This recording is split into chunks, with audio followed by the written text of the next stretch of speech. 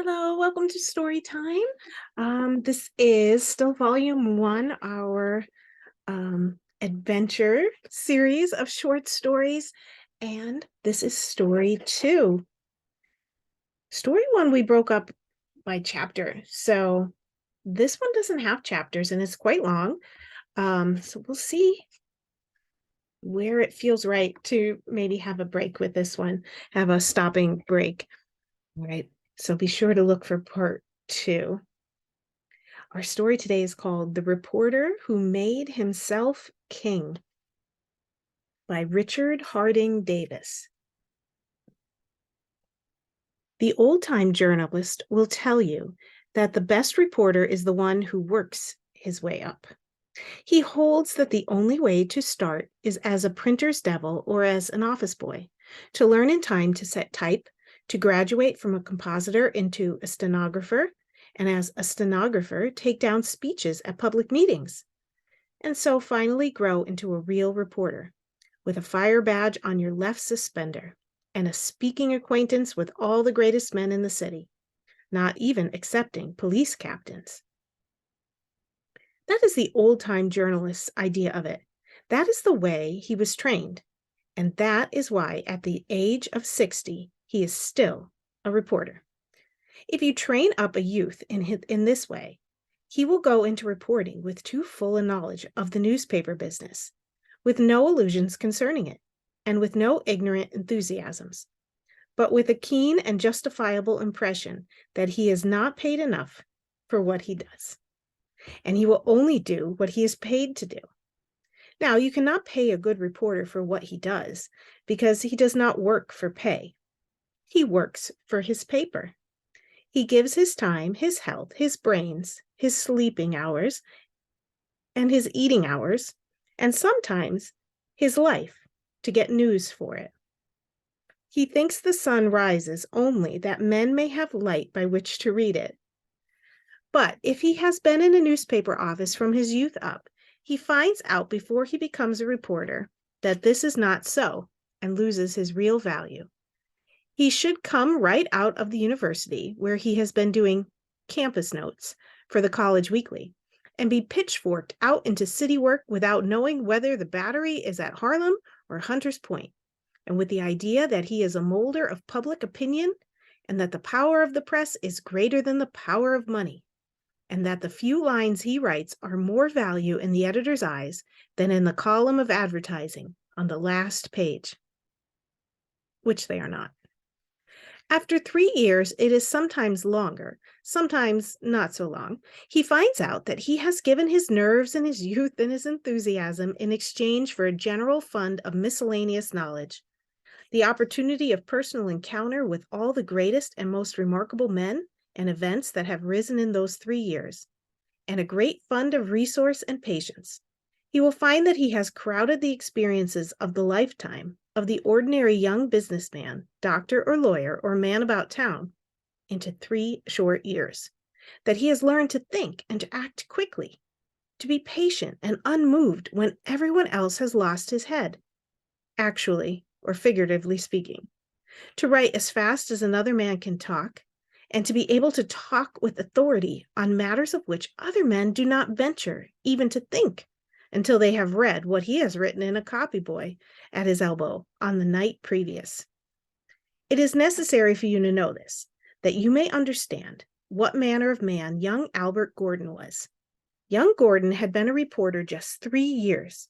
He had left Yale when his last living relative died, and had taken the morning train for New York, where they had promised him reportorial work on one of the innumerable greatest New York dailies.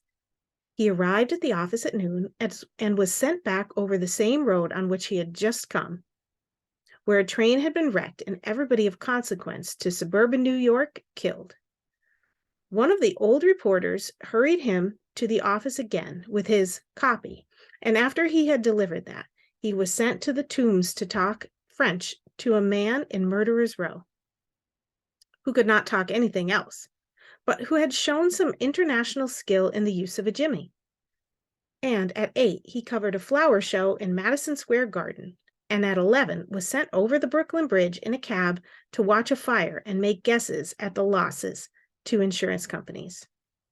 He went to bed at 1 and dreamed of shattered locomotives, human beings lying still with blankets over them, rows of cells and banks of beautiful flowers nodding their heads to the tunes of the brass band in the gallery. He decided when he awoke the next morning that he had entered upon a picturesque and exciting career, and as one day followed another, he became more and more convinced of it, and more devoted to it. He was 20 then, and he was now 23, and in that time had become a great reporter, and had been to presidential conventions in Chicago, revolutions in Indian outbreaks on the plains, not in India, sorry, and midnight meetings of moonlighters in Tennessee, and had seen what work earthquakes, floods, fire, and fever could do in great cities, and had contradicted the president and borrowed matches from burglars. And now he thought he would like to rest and breathe a bit, and not to work again unless as a war correspondent. The only obstacle to his becoming a great war correspondent lay in the fact that there was no war, and a war correspondent without a war is about as absurd as an individual, as a general without an army. He read the papers every morning on the elevated trains for war clouds, but though they were many war clouds, they always drifted apart, and peace smiled again. This was very disappointing to young Gordon, and he became more and more keenly discouraged. And then, as war work was out of the question, he decided to write his novel. It was to be a novel of New York life, and he wanted a quiet place in which to work on it. He was already making inquiries among the suburban residents of his acquaintance for just such a quiet spot, when he received an offer to go to the island of Opeki in the North Pacific Ocean as secretary to the American consul to that place. The gentleman who had been appointed by the president to act as consul was Captain Leonard T. Travis, a veteran of the Civil War, who had contracted a severe attack of rheumatism while camping out at night in the dew, and who, on account of this souvenir of his efforts to save the Union, had allowed the Union he had saved to support him in one office or another ever since. He had met young Gordon at a dinner and had had the presumption to ask him to serve as his secretary, and Gordon, much to his surprise, had accepted his offer. The idea of a quiet life in the tropics with new and beautiful surroundings, and with nothing to do and plenty of time in which to do it, and to write his novel besides, seemed to Albert to be just what he wanted. And though he did not know nor care much for his superior officer, he agreed to go with him, and proceeded to say goodbye to his friends and to make his preparations. Captain Travis was so delighted with getting such a clever young gentleman for his secretary that he referred to him to his friends as my attaché of legation. Nor did he lessen that gentleman's dignity by telling anyone that the attaché's salary was to be $500 a year. His own salary was only $1,500, and though his brother-in-law, Senator Rainsford, tried his best to get the amount raised, he was unsuccessful. The consulship was instituted early in the 50s to get rid of and reward a third or fourth cousin of the president's, whose services during the campaign were important, but whose after-presence was embarrassing. He had been created consul as being more distant and inaccessible than any other known spot, and had lived and died there, and so little was known of the island, and so difficult was communication with it, that no one knew he was dead until Captain Travis, in his hungry haste for office, had uprooted the sad fact. Captain Travis, as well as Albert, had a secondary reason for wishing to visit. His physician had told him to go to some warm climate for his rheumatism, and in accepting the consulship, his object was rather to follow out his doctor's orders at his country's expense than to serve his country at the expense of his rheumatism.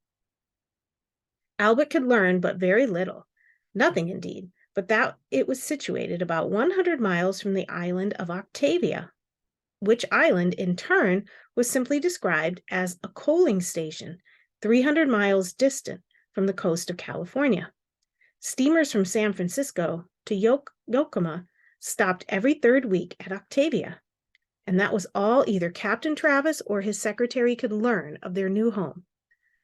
This was so very little that Albert stipulated to stay only as long as he liked it, and to return to the States within a few months if he found such a change of plan desirable. As he was going to what was an almost undiscovered country, he thought it would be advisable to furnish himself with a supply of articles with which he might trade with the natives, and for this purpose he purchased a large quantity of brass rods, because he had read that Stanley did so, and added to these brass curtain chains and about 200 leaden medals, similar to those sold by street peddlers, the Constitutional Centennial celebration in New York City. He also collected even more beautiful but less expensive decoration for Christmas trees at a wholesale house on Park Row. These he hoped to exchange for furs or feathers or weapons, or for whatever other curious and valuable trophies the island of Opeki boasted. He already pictured his rooms on his return hung fantastically with crossed spears and boomerangs, feather headdresses, and ugly idols. His friends told him that he was doing a very foolish thing, and argued that once out of the newspaper world, it would be hard to regain his place in it. But he thought the novel that he would write, while lost to the world at Opeki, would serve to make up for his temporary absence from it, and he expressly and impressively stipulated that the editor should wire him if there was a war. Captain Travis and his secretary crossed the continent without adventure and took passage from San Francisco on the first steamer that touched at Octavia. They reached that island in 3 days and learned with some concern that there was no regular communication with Opeki, and that it would be necessary to charter a sailboat for the trip. 2 fishermen agreed to take them and their trunks, and to get them to their destination within 16 hours, if the wind held good. It was a most unpleasant sail. The rain fell with calm, relentless persistence from what was apparently a clear sky. The wind tossed the waves as high as the mast and made Captain Travis ill. And as there was no deck to the big boat, they were forced to huddle up under pieces of canvas and talked but little. Captain Travis complained of frequent twinges of rheumatism and gazed forlornly over the gunwale at the empty waste of water. "If I've got to serve a term of imprisonment on a rock in the middle of the ocean for 4 years," he said, "I might just as well have done something first to deserve it. This is a pretty way to treat a man who bled for his country. This is gratitude, this is." Albert pulled heavily on his pipe and wiped the rain and spray from his face and smiled. "Oh, it won't be so bad when we get there," he said. "They say these Southern people are always hospitable, and the whites will be glad to see anyone from the States." "There will be a round of diplomatic dinners," said the consul, with an attempt at cheerfulness. "I have brought 2 uniforms to wear at them." It was 7 o'clock in the evening when the rain ceased, and one of the black, half-naked fishermen nodded and pointed at a little low line on the horizon. "Opeki," he said. The line grew in length until it proved to be an island with great mountains rising to the clouds, and as they drew nearer and nearer, showed a level coast running back to the foot of the mountains and covered with a forest of palms. They next made out a village of thatched huts around a grassy square, and at some distance from the village, a wooden structure with a tin roof. "I wonder where the town is?" asked the consul, with a nervous glance at the fishermen. One of them told him that what he saw was the town. "That?" gasped the consul. "Is that where all the people on the island live?" The fisherman nodded, but the other added that there were natives further back in the mountains, but that they were bad men who fought and ate each other. The consul and his attaché of legation gazed at the mountains with unspoken misgivings. They were quite near now, and could see an immense crowd of men and women, clad in the simplest garments, waiting to receive them.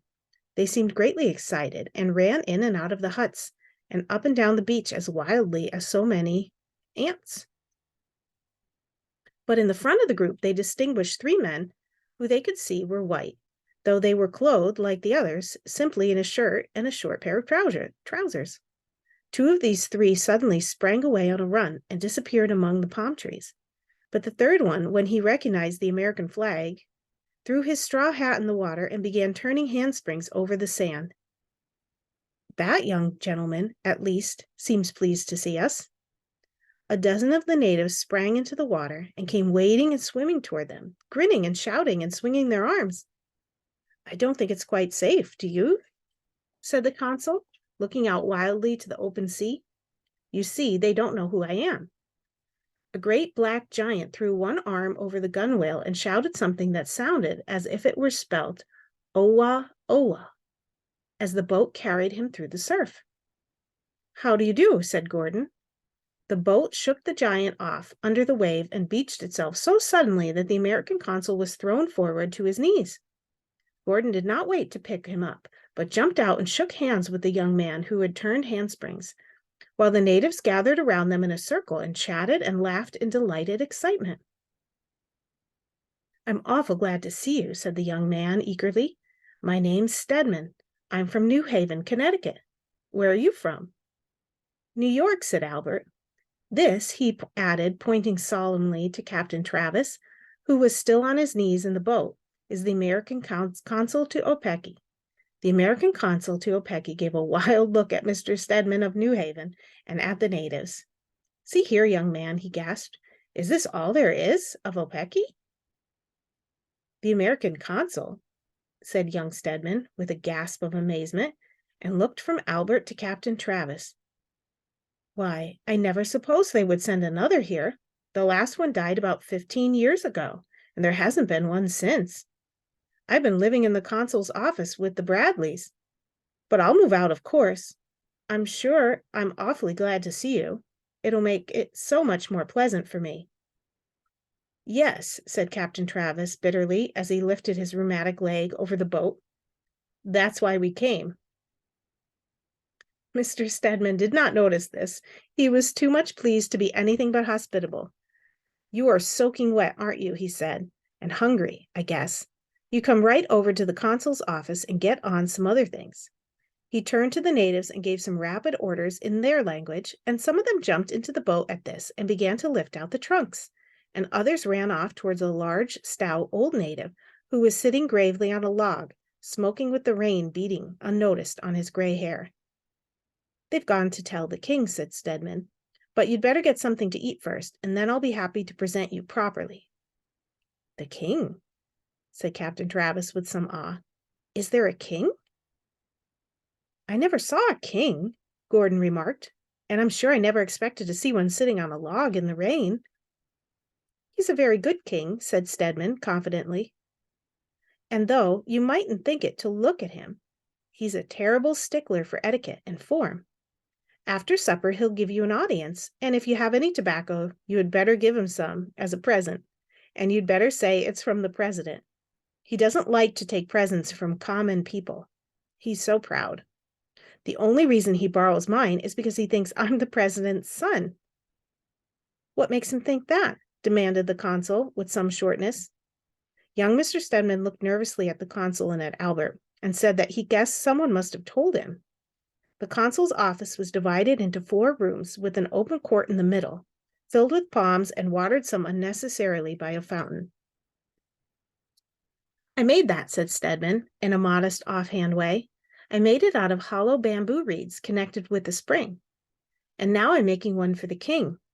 He saw this and had a lot of bamboo sticks put up all over the town without any underground connections, and couldn't make out why the water wouldn't spurt out of them. And because mine spurts, he thinks I'm a magician." "I suppose," grumbled the consul, "someone told him that too." "I suppose so," said Mr. Stedman uneasily. There was a veranda around the consul's office, and inside the walls were hung with skins and pictures from illustrated papers, and there was a good deal of bamboo furniture and 4 broad, cool-looking beds. The place was as clean as a kitchen. "I made the furniture," said Stedman, "and the Bradleys keep the place in order." who are the Bradleys? Asked Albert. The Bradleys are those two men you saw with me, said Stedman. They deserted from a British man of war that stopped here for coal, and they act as my servants. One is Bradley Sr., the other Bradley Jr. Then vessels do stop here occasionally, the consul said with a pleased smile. Well, not often, said Stedman. Not so very often, about once a year. The Nelson thought this was Octavia and put off again as soon as she found out her mistake. But the Bradleys took to the bush, and the boat's crew couldn't find them.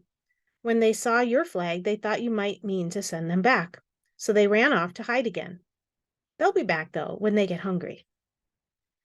The supper young Stedman spread for his guests, as he still treated them, was very refreshing and very good. There was cold fish and pigeon pie, and a hot omelet filled with mushrooms and olives and tomatoes and onions, all sliced up together, and strong black coffee. After supper, Stedman went off to see the king, and came back in a little while to say that His Majesty would give them an audience the next day, after breakfast. It is too dark now, Stedman explained, and it's raining, so they can't make the street lamps burn. Did you happen to notice our lamps? I invented them, but they don't work very well yet.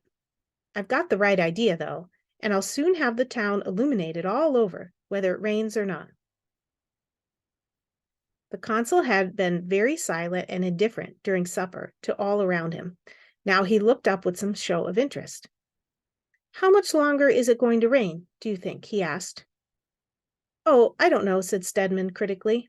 Not more than 2 months, I should say. The consul rubbed his rheumatic leg and sighed, but said nothing. The Bradleys returned about 10 o'clock and came in very sheepishly. The consul had gone off to pay the boatman who had brought them, and Albert, in his absence, assured the sailors that there was not the least danger of their being sent away. Then he turned into one of the beds, and Stedman took one in another room, leaving the room he had occupied heretofore for the consul. As he was saying good night, Albert suggested that he had not yet told them how he came to be on a deserted island, but Stedman only laughed and said that that was a long story, and that he would tell him all about it in the morning. So Albert went off to bed without waiting for the consul to return, and fell asleep wondering at the strangeness of his new life, and assuring himself that if the rain only kept up, he would have his novel finished in a month. The sun was shining brightly when he awoke, and the palm trees outside were nodding gracefully in a warm breeze. From the court came the odor of strange flowers, and from the window he could see the ocean brilliantly blue, and with the sun coloring the spray that beat against the coral reefs on the shore. The consul can't complain of this, he said, with a laugh of satisfaction, and pulling on a bathrobe, he stepped into the next room to awaken Captain Travis. But the room was quite empty, and the bed undisturbed. The consul's trunk remained just where it had been placed near the door, and on it lay a large sheet of foolscap with writing on it, and addressed at the top to Albert Gordon. The handwriting was the consul's. Albert picked it up and read it with much anxiety. It began abruptly. The fishermen who brought us to this forsaken spot tell me that it rains here 6 months in the year, and that this is the first month. I came here to serve my country, for which I fought and bled, but I did not come here to die of rheumatism and pneumonia. I can serve my country better by staying alive, and whether it rains or not, I don't like it. I have been grossly deceived, and I am going back. Indeed, by the time you get this, I will be on my return trip, as I intend leaving with the men who brought us here as soon as they can get the sail up. My cousin, Senator Rainsford, can fix it all right with the president, and can have me recalled in proper form after I get back. But of course, it would not do for me to leave my post with no one to take my place, and no one could be more ably fitted to do so than yourself. So I feel no compunctions at leaving you behind. I hereby, therefore, accordingly appoint you my substitute with full power to act, to collect all fees, sign all papers, and attend to all matters pertaining to your office as American consul, and I trust you will worthily uphold the name of that country and government, which it has always been my pleasure and duty to serve. Your sincere friend and superior officer, Leonard T. Travis. P.S. I did not care to disturb you by moving my trunk, so I left it, and you can make what use you please of whatever it contains, as I shall not want tropical garments where I am going. What you will need most, I think, is a waterproof and an umbrella. P.S. Look out for that young man Stedman. He is too inventive. I hope you will like your high office, but as for myself, I am satisfied with little old New York. Opeki is just a bit too far from civilization to suit me. Albert had held the letter before him and read it over again before he moved. Then he jumped to the window. The boat was gone, and there was not a sign of it on the horizon. Miserable old hypocrite, he cried, half angry and half laughing. If he thinks I am going to stay here alone, he is very greatly mistaken. And yet, why not? He asked. He stopped, soliloquizing, and looked around him, thinking rapidly.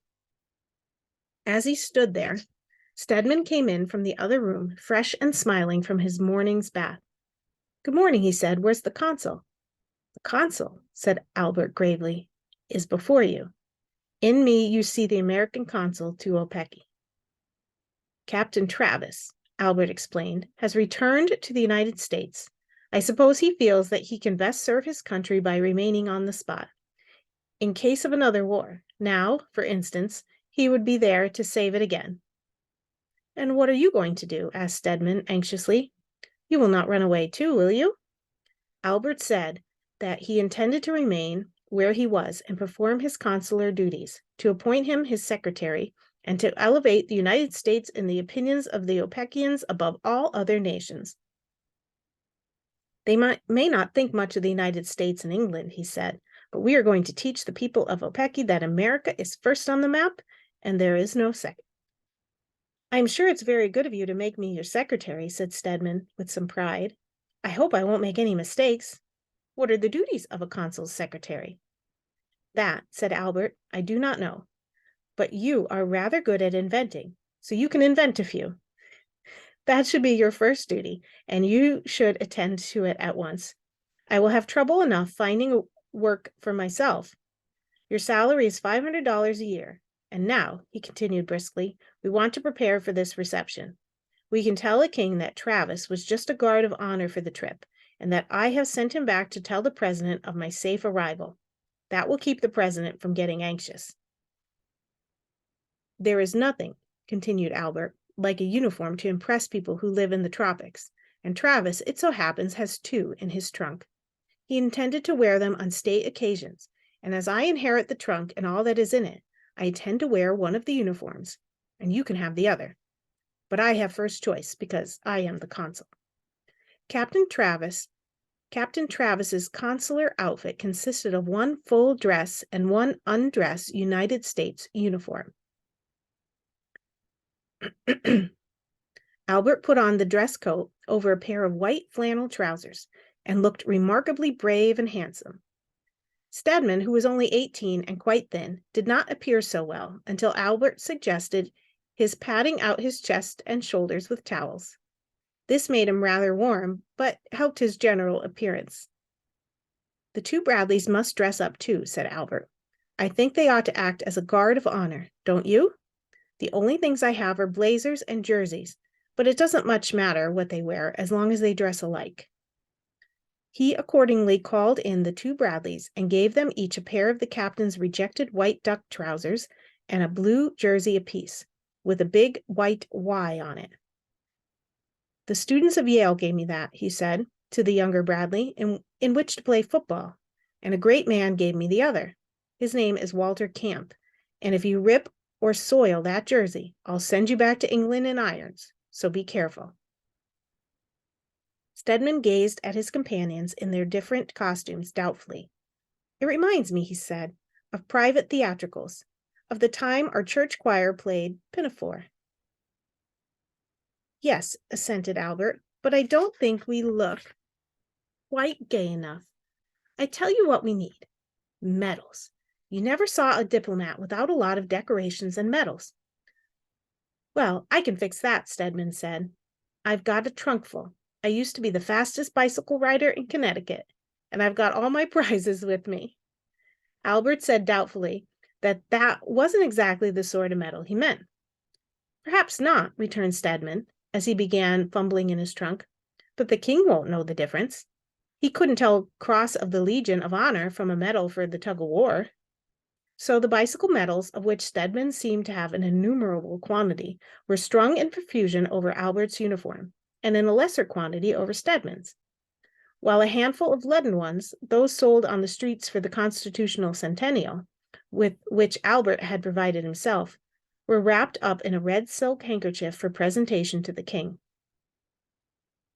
And with them Albert placed a number of brass rods and brass chains, much to Stedman's delighted approval. That is a very good idea, he said. Democratic simplicity is the right thing at home, of course, but when you go abroad and mix with crowned heads, you want to show them that you know what's what.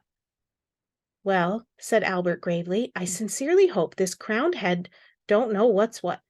If he reads Connecticut Agricultural State Fair, 1 mile bicycle race, first prize, on this badge, when they are trying to make him believe it's a war medal, it may hurt his feelings. Bradley Jr. went ahead to announce the approach of the American embassy, which he did with so much manner that the king deferred the audience a half an hour in order that he might better prepare to receive his visitors. When the audience did take place, it attracted the entire population to the green spot in front of the king's palace, and their delight and excitement over the appearance of the visitors was sincere and hearty. The king was too polite to appear much surprised, but he showed his delight over his presence as simply and openly as a child. Thrice he insisted on embracing Albert and kissing him 3 times on the forehead, which Stedman assured him, in a side whisper, was a great honor, an honor which was not extended to the secretary, although he was given a necklace of animals' claws instead, with which he was better satisfied. After this reception, the embassy marched back to the consul's office, surrounded by an immense number of the natives, some of whom ran ahead and looked back at them, and crowded so close that the 2 Bradleys had to poke at those nearest with their guns. The crowd remained outside the office even after the procession of 4 had disappeared, and cheered. This suggested to Gordon that this would be a good time to make a speech, which he accordingly did, Stedman translating it sentence by sentence. At the conclusion of this effort, Albert distributed a number of brass rings among the married men present, which they placed on whichever finger fitted best, and departed delighted. Albert had wished to give the rings to the married women, but Stedman pointed out to him that it would be much cheaper to give them to the married men, for while one woman could only have 1 husband, 1 man could have at least 6 wives. And now, Stedman, said Albert, after the mob had gone, tell me what you are doing on this island. All right, so why don't we end there? And in part 2, we'll find out a little bit more about Stedman, I'm assuming. All right, so that was the end of part 1. So look for part 2 to finish the story, and I'll see you tomorrow. Bye.